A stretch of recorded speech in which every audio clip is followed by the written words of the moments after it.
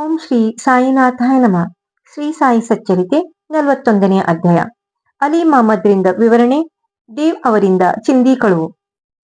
ನಮಸ್ಕಾರ, ನಾನು ಡಾಕ್ಟರ್ ವಿಜಯ. ಶ್ರೀ ಸಾಯಿ ಸಚ್ಚರಿತೆ ಚಾನೆಲ್ಗೆ ನಿಮ್ಗೆ ಸ್ವಾಗತ, ಸುಸ್ವಾಗತ. ಶ್ರೀ ಸಾಯಿ ಸಚ್ಚರಿತೆಯ 41ನೆಯ ಅಧ್ಯಾಯವನ್ನು ಪ್ರಾರಂಭಿಸೋಣ. ಈ ಹಿಂದಿನ ಅಧ್ಯಾಯದಲ್ಲಿ ವಿವರಿಸಿದ ಘಟನೆ ನಡೆದ 9 ವರ್ಷಗಳ ನಂತರ ಅಲಿ ಮಹಮ್ಮದ್ ಅವರು ಹೇಮಾಡ ಪಂತರನ್ನು ಭೇಟಿಯಾಗಿ ಈ ಕೆಳಕಂಡ ಕತೆ ಹೇಳಿದರು. ಅಲಿ ಮಹಮ್ಮದ್ ಅವರು ಒಂದು ದಿವಸ ಮುಂಬಯಿಯ ಬೀದಿಯಲ್ಲಿ ಹೋಗುವಾಗ ಫೋಟೋ ಮಾರುತ್ತಿದ್ದವರಿಂದ ಆ ಫೋಟೋ ಕೊಂಡು ತಂದು ಬಾಂದ್ರಾದ ತಮ್ಮ ಮನೆಯಲ್ಲಿ ತೂಗು ಹಾಕಿದ್ದರು. ಬಾಬಾ ಅವರನ್ನು ಬಹುವಾಗಿ ಪ್ರೀತಿಸುತ್ತಿದ್ದರಿಂದ ನಿತ್ಯವೂ ಆ ಫೋಟೋಗಳ ಮೂಲಕ ಅವರನ್ನು ಪೂಜಿಸುತ್ತಿದ್ದರು. ಈ ಫೋಟೋ ಅವರು ಹೇಮಾಡ ಪಂತರಿಗೆ ಕೊಡುವ 3 ತಿಂಗಳ ಮುಂಚೆ ಅವರ ಕಾಲು ಊದಿಕೊಂಡು ಬಹಳ ನರಳುತ್ತಿದ್ದರು. ಶಸ್ತ್ರಚಿಕಿತ್ಸೆಯ ನಂತರ ಅವರ ಭಾವ ಪೀರ್ ಭಾಯಿ ನೂರ್ ಮಹಮ್ಮದ್ ಅವರ ಮನೆಯಲ್ಲಿ ವಿಶ್ರಾಂತಿ ಪಡೆಯುತ್ತಿದ್ದರು. 3 ತಿಂಗಳ ಕಾಲ ಅವರ ಮನೆ ಬಾಗಿಲಿಗೆ ಬೀಗ ಹಾಕಿತ್ತು. ಯಾರು ವಾಸವಿರಲಿಲ್ಲ. ಆ ಮನೆಯಲ್ಲಿ ಬಾಬಾ ಅಬ್ದುಲ್ ಹರಿಮಾನ್, ಮೌಲಾನಾ ಸಾಬ್ ಮೊಹಮ್ಮದ್ ಹುಸೇನ್, ಸಾಯಿಬಾಬಾ ಮತ್ತು ತಾಜುದ್ದೀನ್ ಬಾಬಾ ಅಲ್ಲದೆ ಇತರ ಕೆಲವು ಸಂತರ ಫೋಟೋಗಳಿದ್ದವು. ಕಾಲಚಕ್ರದ ಸುಳಿ ಇವುಗಳನ್ನು ಸಹ ಬಿಡಲಿಲ್ಲ. ಆದರೆ ಬಾಬಾ ಅವರ ಫೋಟೋ ಹೇಗೆ ಪಾರಾಯಿತು ಎಂಬುದನ್ನು ಇಲ್ಲಿಯ ತನಕ ಯಾರೂ ವಿವರಿಸಿಲ್ಲ. ಅದು ಅವರ ಅಂತರ್ಯಾಮಿತ್ವ ಮತ್ತು ಸರ್ವಜ್ಞತ್ವವನ್ನು ಸೂಚಿಸುತ್ತದೆ. ಮೊಹಮ್ಮದ್ ಹುಸೇನ್ ಥಾರಿಯಾ ಎಂಬವರಿಂದ ಅಬ್ದುಲ್ ರಹಿಮಾನ್ ಅವರ ಫೋಟೋ ಪಡೆದಿದ್ದರು. ಅದನ್ನು ಅವರ ಭಾವನವರಿಗೆ ಕೊಟ್ಟಿದ್ದರು. ನೂರ್ ಮಹಮ್ಮದ್ ಪೀರ್ ಭಾಯಿಯವರು ಅದನ್ನು ತಮ್ಮ ಮೇಜಿನ ಒಳಗೆ 8 ವರ್ಷಗಳ ಕಾಲ ಇಟ್ಟಿದ್ದರು. ಒಂದು ಸಾರಿ ಅವರು ಅದನ್ನು ನೋಡಿ ಛಾಯಾಗ್ರಾಹಕರಲ್ಲಿ ತೆಗೆದುಕೊಂಡು ಹೋಗಿ ಅದರ 100 ಪ್ರತಿಗಳನ್ನು ಮಾಡಿಸಿ ತಮ್ಮ ಬಂಧು ಬಳಗದವರೆಲ್ಲರಿಗೂ ಹಂಚಿದರು. ನೂರ್ ಮಹಮ್ಮದ್ ಸಂತ್ ಅಬ್ದುಲ್ ರಹಿಮಾನ್ ಅವರ ಶಿಷ್ಯರಾಗಿದ್ದರು. ಒಂದು ದಿನ ಅವರು ತಮ್ಮ ಗುರುಗಳಿಗೆ ಅದರ ಪ್ರತಿಯನ್ನು ಕೊಡಲು ಹೋದಾಗ ಅವರು ಕೋಪಗೊಂಡು ಅವರನ್ನು ಹೊಡೆಯಲು ಬಂದರು. ಆಗ ನೂರ್ ಮಹಮ್ಮದ್ ಅವರಿಗೆ ಇಷ್ಟೊಂದು ಹಣ ಖರ್ಚು ಮಾಡಿ ಗುರುವಿನ ಕೋಪಕ್ಕೆ ಪಾತ್ರನಾದೆ ಎಂದು ವ್ಯಥೆಯಾಯಿತು. ಅವರು ವಿಗ್ರಹ ಆರಾಧಕರೆಲ್ಲವರಾಗಿದ್ದರಿಂದ ಅವುಗಳನ್ನು ಕೂಡಲೇ ಒಂದು ದೋಣಿಯಲ್ಲಿ ತೆಗೆದುಕೊಂಡು ಹೋಗಿ ನಡು ಸಮುದ್ರದಲ್ಲಿ ಮುಳುಗಿಸಿದರು. ತಮ್ಮ ಬಂಧು ಬಳಗ ಮತ್ತು ಶಿಷ್ಯರೆಲ್ಲರಿಂದಲೂ ಈ ಪ್ರತಿಗಳನ್ನು ತರಿಸಿ ಒಬ್ಬ ಮೀನುಗಾರನ ಕೈಗೆ ಕೊಟ್ಟು ಸಮುದ್ರದಲ್ಲಿ ಮುಳುಗಿಸಲು ಹೇಳಿದರು. ಆ ಸಮಯದಲ್ಲಿ ಅಲಿ ಮಹಮ್ಮದ್ ಅವರ ಭಾವನಾದ ನೂರ್ ಮಹಮ್ಮದ್ ಅವರು ಮನೆಯಲ್ಲಿದ್ದರು. ಅಲಿ ಮಹಮ್ಮದ್ ಎಲ್ಲ ಫೋಟೋಗಳನ್ನು ಒಗೆದು ಬಿಟ್ಟರೆ ಕಷ್ಟಗಳ ಪರಿಹಾರವಾಗುತ್ತವೆ ಎಂದು ಹೇಳಿ ತಮ್ಮ ಮ್ಯಾನೇಜರನ್ನು ಕರೆಸಿ ಬಾಂದ್ರಾದಲ್ಲಿ ತಮ್ಮ ಮನೆಯಲ್ಲಿದ್ದ ಎಲ್ಲ ಫೋಟೋಗಳನ್ನು ಸಮುದ್ರದಲ್ಲಿ ಚೆಲ್ಲಿಸಿದರು. ಆದರೆ 2 ತಿಂಗಳ ನಂತರ ಅಲಿ ಮಹಮ್ಮದ್ ಅವರು ತಮ್ಮ ಮನೆಗೆ ಹಿಂತಿರುಗಿದಾಗ ಬಾಬಾ ಅವರ ಫೋಟೋ ಮಾತ್ರ ಉಳಿದಿದ್ದನ್ನು ಕಂಡು ಆಶ್ಚರ್ಯಗೊಂಡರು. ಎಲ್ಲ ಫೋಟೋಗಳನ್ನು ತೆಗೆದುಕೊಂಡು ಹೋದ ಮ್ಯಾನೇಜರ್ ಬಾಬಾ ಅವರ ಫೋಟೋ ಅಷ್ಟೇ ಹೇಗೆ ಬಿಟ್ಟು ಹೋದನು ಎಂಬುದು ಅವರಿಗೆ ತಿಳಿಯಲೇ ಇಲ್ಲ. ಆಗ ವಿಚಾರ ಮಾಡತೊಡಗಿದರು. ಕೂಡಲೇ ಅದನ್ನು ತೆಗೆದುಕೊಂಡು ತಮ್ಮ ಭಾವನವರು ಬಂದು ಅದನ್ನು ಸಮುದ್ರದಲ್ಲಿ ಚೆಲ್ಲಬಹುದು ಎಂಬ ಭಯದಿಂದ ಗೂಡಿನಲ್ಲಿ ಮುಚ್ಚಿಟ್ಟರು. ಮುಂದೆ ಏನು ಮಾಡಬೇಕೆಂದು ಯೋಚಿಸುತ್ತಿರುವರಲ್ಲಿ ಬಾಬಾ ಅವರೇ ಬಂದು ಮೌಲಾನಾ ಮುಜಾವರ್ ಅವರಿಗೆ ಹೋಗಿ ಪರಿಹಾರ ಪಡಿ ಎಂದು ಸೂಚಿಸುವಂತಾಯಿತು. ಕೂಡಲೇ ಅವರಲ್ಲಿಗೆ ಧಾವಿಸಿದರು. ಮೌಲಾನಾ ಮುಜಾವರ್ ಅವರು ಆ ಫೋಟೋ ದಾಬೋಲ್ಕರ್ ಅಂದ್ರೆ ಹೇಮಾಡ ಪಂತ್ ಅವರಿಗೆ ಕೊಟ್ಟರೆ ಸರಿಯಾಗಿ ಕಾಪಾಡುತ್ತಾರೆ ಎಂದು ತಿಳಿಸುತ್ತಿದ್ದರಿಂದ ಅದನ್ನು ಹೇಮಾಡ ಪಂತರ ಕಡೆಗೆ ಹೋಳಿ ಹುಣ್ಣಿಮೆಯ ದಿನ ತಂದು ಕೊಟ್ಟರು. ಈ ಕೆಳಕಂಡ ಕಥೆಯು ಆಧ್ಯಾತ್ಮಿಕ ವಿಚಾರಗಳಲ್ಲಿ ಅಸ್ಥರಾಗಿದ್ದ ಭಕ್ತರನ್ನು ಬಾಬಾ ಹೇಗೆ ಕಾಣುತ್ತಿದ್ದರು ಮತ್ತು ಅವರ ಕಷ್ಟಗಳನ್ನು ಹೇಗೆ ನಿವಾರಿಸುತ್ತಿದ್ದರು ಎಂಬುದನ್ನು ತಿಳಿಸುತ್ತದೆ. ಚಿಂದಿ ಕಳುವು. ಜ್ಞಾನೇಶ್ವರಿ ಪಠಣ. ಒಂದು ಸರಿ ಡಹಾಣುವಿನ ಮಾಮಲೆದಾರರಾದ ಬಹಳ ಸಾಹೇಬ್ ದೇವ್ ಅವರಿಗೆ ಇತರ ಧಾರ್ಮಿಕ ಗ್ರಂಥಗಳ ಜೊತೆಗೆ ಜ್ಞಾನೇಶ್ವರಿಯನ್ನು ಪಠಿಸಬೇಕೆಂದು ಎನಿಸಿತು. ಅವರಿಗೆ ಪ್ರತಿದಿನವೂ ಭಗವದ್ಗೀತೆಯ ಒಂದು ಭಾಗವನ್ನು ಮತ್ತು ಇತರ ಗ್ರಂಥಗಳ ಕೆಲವು ಭಾಗವನ್ನು ಓದಲು ಸಾಧ್ಯವಾಗಿತ್ತು.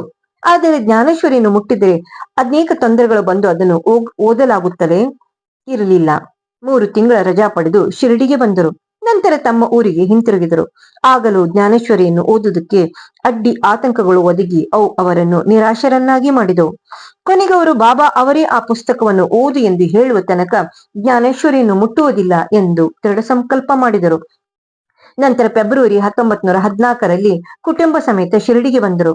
ಆಗ ಬಾಪು ಸಾಹೇಬ್ ಜೋಗ್, ಏನು ಸ್ವಾಮಿ, ನೀವು ಪ್ರತಿದಿನ ಜ್ಞಾನೇಶ್ವರಿಯನ್ನು ಓದುತ್ತಿಲ್ಲವೇ ಎಂದು ದೇವರಿಗೆ ಕೇಳಿದರು. ಜ್ಞಾನೇಶ್ವರಿ ಓದಲು ನನಗೆ ಬಹಳ ಇಷ್ಟ, ಆದರೆ ಇನ್ನೂವರೆಗೂ ಅದು ಸಾಧ್ಯವಾಗಿಲ್ಲ. ಅದನ್ನು ಓದಲು ಬಾಬಾ ನನಗೆ ಅನುಮತಿ ಕೊಟ್ಟ ನಂತರ ನಾನು ಓದುತ್ತೇನೆ ಎಂದು ದೇವ್ ಉತ್ತರ ಕೊಟ್ಟರು. ಆಗ ಜೋಗ್ ಅವರು ಒಂದು ಜ್ಞಾನೇಶ್ವರಿ ಗ್ರಂಥವನ್ನು ತಂದು ಬಾಬಾ ಅವರಿಗೆ ಕೊಡಿ, ಅವರು ಅವರು ಅದನ್ನು ಬಾಬಾ ಹಿಂತಿರುಗಿ ಕೊಟ್ಟ ನಂತರ ಅದನ್ನು ಓದಲು ಪ್ರಾರಂಭಿಸಿ ಎಂದು ದೇವ್ ಅವರಿಗೆ ಉಪಾಯ ಸೂಚಿಸಿದರು. ಆದರೆ ಬಾಬಾ ನನಗೆ ಸ್ಪಷ್ಟವಾಗಿ ಓದು ಎಂದು ಹೇಳದ ವಿನಾ ನಾನು ಯಾವುದೇ ಉಪಾಯವನ್ನು ಮಾಡುವುದಿಲ್ಲ ಎಂದು ಹೇಳಿ ಬಾಬಾ ಅವರನ್ನು ನಂಬಿ ದೇವ್ ಸದ್ಭಕ್ತಿಯಿಂದ ಇದ್ದರು. ನಂತರ ದೇವ್ ಅವರು ಬಾಬಾ ಅವರ ದರ್ಶನ ತೆಗೆದುಕೊಂಡು ನಮಸ್ಕಾರ ಮಾಡಿ 1 ರೂಪಾಯಿ ದಕ್ಷಿಣೆ ಕೊಟ್ಟರು. ಬಾಬಾ ಅವರು 20 ರೂಪಾಯಿಗಳನ್ನು ಕೇಳಿದರು, ಅದನ್ನು ಕೊಟ್ಟರು.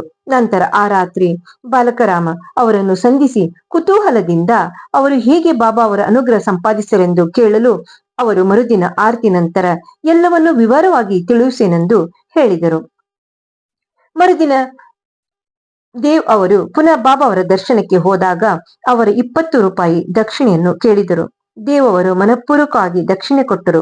ಮಸೀದಿಯಲ್ಲಿ ಬಹಳ ಜನ ನೆರೆದಿದ್ದರಿಂದ ದೇವ್ ಅವರು ಒಂದು ಕಡೆ ಕುಳಿತರು. ಬಾಬಾ ಅವರನ್ನು ಹತ್ತಿರ ಕರೆದು ಶಾಂತರಾಗಿ ಸುಮ್ಮನೆ ಕುಳಿತಿರಲು ಹೇಳಿದರು. ಅದರಂತೆ ದೇವ್ ಅವರು ನಡೆದುಕೊಂಡರು. ಆರತಿಯಾದ ನಂತರ ಎಲ್ಲರೂ ಹೊರಟರು. ನಂತರ ದೇವ್ ಅವರು ಪುನಃ ಬಾಲಕರಾಮ್ ಅವರನ್ನು ಸಂಧಿಸಿ ಪುನಃ ವಿಚಾರ ಮಾಡಿದರು. ಬಾಲಕರಾಮ್ ಉತ್ತರ ಕೊಡಲು ಶುರು ಮಾಡುವಷ್ಟರಲ್ಲಿ ಬಾಬಾ ಅವರು ಸೇವಕ ಚಂದ್ರನನ್ನು ಕಳಿಸಿ ದೇವ್ ಅವರನ್ನು ಬರಮಾಡಿಕೊಂಡರು. ಆಗ ಬಾಬಾ ಅವರು ಯಾವ ವಿಚಾರ ಚರ್ಚಿಸುತ್ತಿದ್ದಿ ಎಂದು ಕೇಳಲು ಬಾಲಕರಾಮನೊಡನೆ ಮಾತನಾಡುತ್ತಿದ್ದುದು ತಮ್ಮ ಕೀರ್ತಿಯನ್ನು ಕೇಳುತ್ತಿದ್ದೆ ಎಂದರು.